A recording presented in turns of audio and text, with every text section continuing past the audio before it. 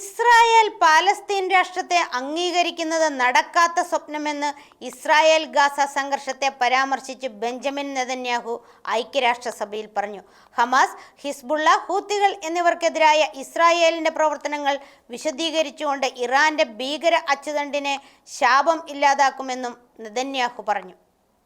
ഐക്യരാഷ്ട്രസഭയുടെ 80ാമത് പൊതുസഭയെ അഭിസംബോധന ചെയ്തുകൊണ്ട് ഇസ്രായേൽ പ്രധാനമന്ത്രി ഫ്രാൻസ്, UK, കാനഡ ഉൾപ്പെടെയുള്ള രാജ്യങ്ങൾ പാലസ്തീനെ അംഗീകരിക്കാൻ നടത്തിയ നീക്കങ്ങളെ അപലപിച്ചു.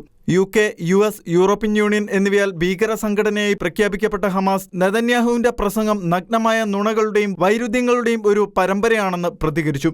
ഇറാനും മിഡിൽ ഈസ്റ്റിലെ അതിന്റെ പ്രോക്സികൾക്കുമെതിരായ തന്റെ രാജ്യത്തിന്റെ പ്രവർത്തനങ്ങളെ നെതന്യാഹു പ്രശംസിച്ചു. ഗാസയിലെ ഹമാസിനെ ഉന്മൂലനം ചെയ്യുന്ന ജോലി പൂർത്തിയാക്കുമെന്നും അദ്ദേഹം പറഞ്ഞു. ഒക്ടോബർ 7 അതിക്രമങ്ങൾ വിശദീകരിക്കുന്ന ഒരു വെബ്സൈറ്റിന്റെ QR കോഡ് തന്റെ ജാക്കറ്റിൽ ധരിച്ചാണ് നെതന്യാഹു ലോകത്തെ അഭിസംബോധന ചെയ്യാനെത്തിയത്. കൂടാതെ ഇറാന്റെ ആണവ നിലയങ്ങൾ അടക്കമുള്ള വിഷയത്തിലും ഹമാസിന്റെ ഒക്ടോബർ 7 ക്രൂരതകളും വിശദമായി തന്നെ നെതന്യാഹു ഐക്യരാഷ്ട്രസഭയിൽ വിവരിച്ചു.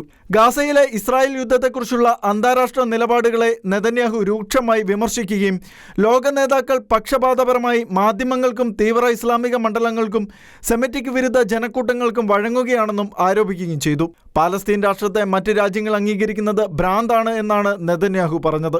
ഇസ്രായേലിനെ പിന്തുണയ്ക്കുന്നവർ കരഘോഷങ്ങളോടെയും മറ്റുള്ളവർ ഇറങ്ങിപ്പോയും UN-ൽ തങ്ങളുടെ നിലപാട് വ്യക്തമാക്കി. നെതന്യാഹുവിന്റെ പ്രസംഗത്തിന് നിമിഷങ്ങൾക്ക് ശേഷം American president Donald Trump Israel Gaza വിഷയത്തിൽ ഉടനെ തന്നെ ഒരു കരാർ ഉണ്ടാകുമെന്നും വെടിനിർത്തൽ, ബന്ദിമോചനം അടക്കമുള്ള കാര്യങ്ങൾ ഉടനെ ഉണ്ടാകുമെന്നും സൂചിപ്പിച്ചു. എന്നാൽ കൂടുതൽ വിശദ വിവരങ്ങൾ നൽകുവാൻ ട്രംപ് തയ്യാറായില്ല.